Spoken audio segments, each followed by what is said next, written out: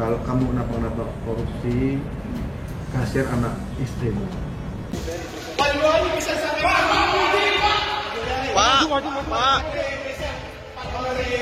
Pak Juari.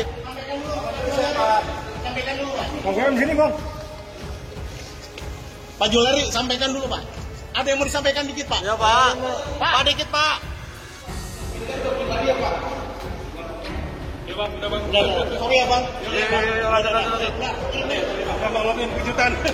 Khususnya terkait dengan penahanan tersangka GPB,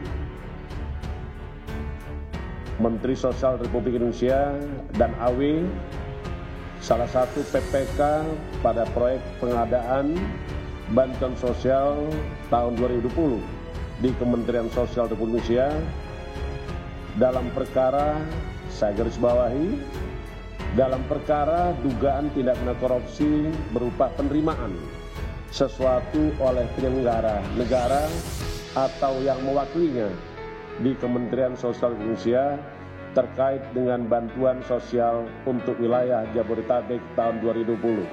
Dan untuk sementara nanti saya akan menunjuk Menko PMK untuk menjalankan tugas Mensos.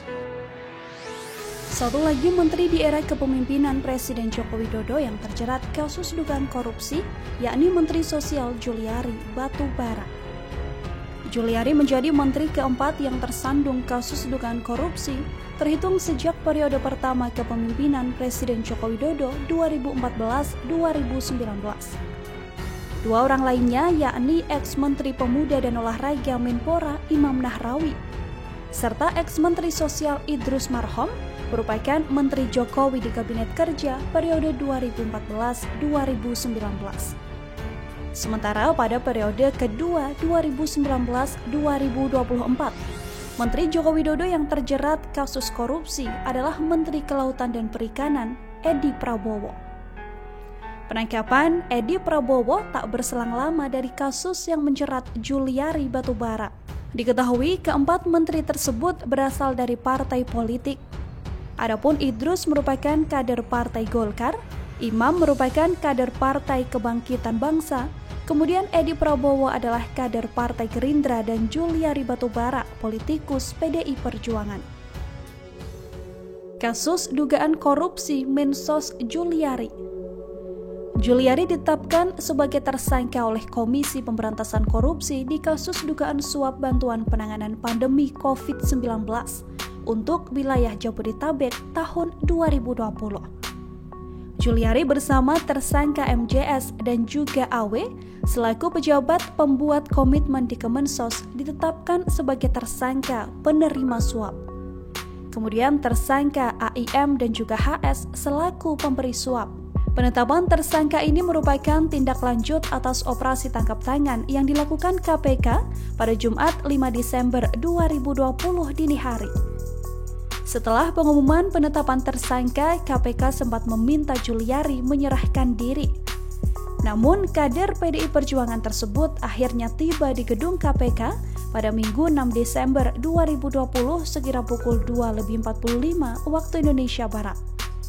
Juliari Batubara mematok fee Rp10.000 per paket bansos.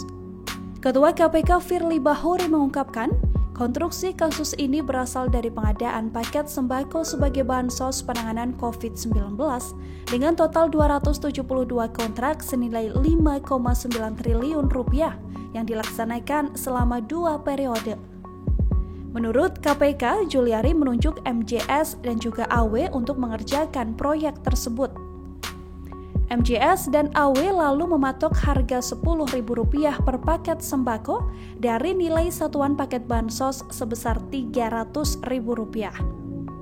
MJS dan AW selanjutnya membuat kontrak pekerjaan dengan beberapa supplier sebagai rekanan, yakni AIM dan juga HS selaku pihak swasta serta PT RPI yang diduga milik MJS. Penunjukan PT RPI diduga diketahui Juliari dan juga disetujui oleh AW. Setelah fee terkumpul, Firly Bahuri mengungkapkan uang tersebut diberikan secara tunai pada Juliari.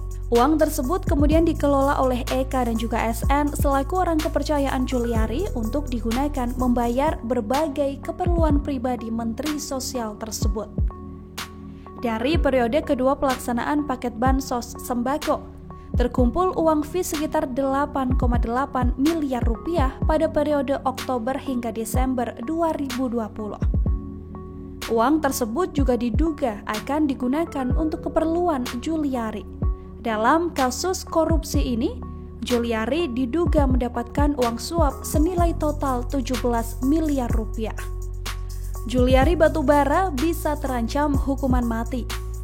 Dikutip dari setkap.go.id, Presiden Joko Widodo telah menetapkan pandemi COVID-19 sebagai bencana nasional non-alam pada April 2020 lalu. Penetapan ini tertuang dalam Keputusan Presiden Nomor 12 Tahun 2020 tentang penetapan bencana non-alam penyebaran COVID-19. Tak hanya itu, pada Desember 2019, Menteri Koordinator Bidang Politik, Hukum dan Keamanan Menko Polhukam Mahfud MD pernah membahas siapapun yang melakukan korupsi saat bencana akan terancam hukuman mati. Mahfud MD menyebut perangkat hukuman mengenai hukuman mati bagi koruptor sudah ada, namun kriteria bencana belum diluruskan. Firly Bahuri juga telah menjelaskan alasan mengapa Juliari Batubara bisa terancam dijatuhi hukuman mati.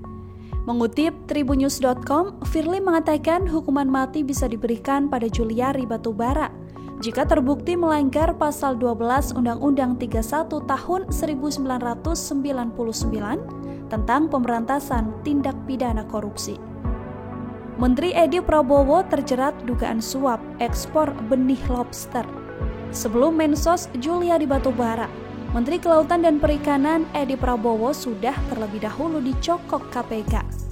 Menteri Edi terjaring operasi tangkap tangan KPK pada Rabu 25 November 2020 dini hari. Tim Satuan Tugas yang dipimpin penyidik senior KPK Novel Baswedan mencokok Edi Prabowo di Bandara Soekarno-Hatta sepulangnya dari Amerika Serikat. Tak sendiri, Edi Prabowo ditangkap bersama keluarga dan staf KKP lain. Edi Prabowo ditangkap KPK atas dugaan kasus korupsi ekspor benur alias bibit lobster. Edi merupakan anggota kabinet dari Partai Gerindra yang masuk menjadi koalisi pemerintah. Di awal mendapuk menjabat Menteri KKP, Edi Prabowo sempat berujar ingin membuktikan pada Presiden Joko Widodo dan Ketua Partai Gerindra Prabowo Subianto bahwa mereka tak akan salah telah memilih dirinya sebagai menteri. Ia menegaskan ia telah ikhlas mengabdikan diri membangun negeri ini. Ia pun berniat membuktikan jika Presiden Joko Widodo dan juga ketua partainya Partai Gerindra Prabowo Subianto tidak akan salah memberinya tugas memimpin kementerian itu. Namun, tekad tak akan mempermalukan Prabowo dan Joko Widodo nyatanya tinggal janji manis semata. Edi Prabowo justru menjadi menteri pertama era Jokowi Ma'ruf Amin yang berurusan dengan penangkapan KPK. Dalam 2 pekan, 2 menteri Jokowi tertangkap tangan. Ekspor benih lobster menjerat Edi Prabowo. Satu lagi karena dana bansos COVID-19 yang dikorupsi. Padahal Presiden Joko Widodo sudah mewanti-wanti, barang siapa yang korupsi dana bencana akan dihukum mati. Akankah hukuman ini berlaku untuk Juliari?